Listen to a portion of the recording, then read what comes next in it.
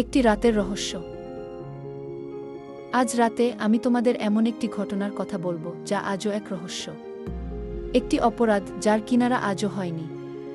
প্রস্তুত হও, কারণ এই গল্প তোমাদের মনে ভয় ধরাতে পারে। সময়টা ছিল 2002 সালের নভেম্বর মাস। শীতের শুরু, শহরটা যেন একটু ঘুমিয়ে পড়েছে। ঠিক তখনই ঘটল সেই ভয়ানক ঘটনা।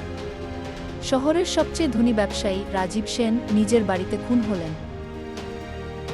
পুলিশ এসে তদন্ত শুরু করল, কিন্তু কোনো সূত্র পাওয়া যাচ্ছিল না। বাড়ির দরজা জানালা সব বন্ধ ছিল। তাহলে খুনি এলো কোথা থেকে?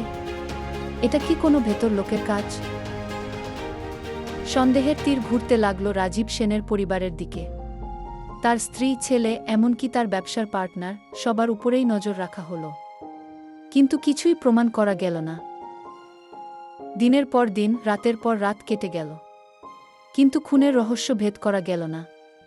ফাইলটা আজও পুলিশের আর্কাইভে ধুলো জমা পড়ে আছে। কে জানে, হয়তো কোনোদিন এই রহস্যের সমাধান হবে। কিন্তু আজ পর্যন্ত রাজীব সেনের খুন এক গভীর রহস্য।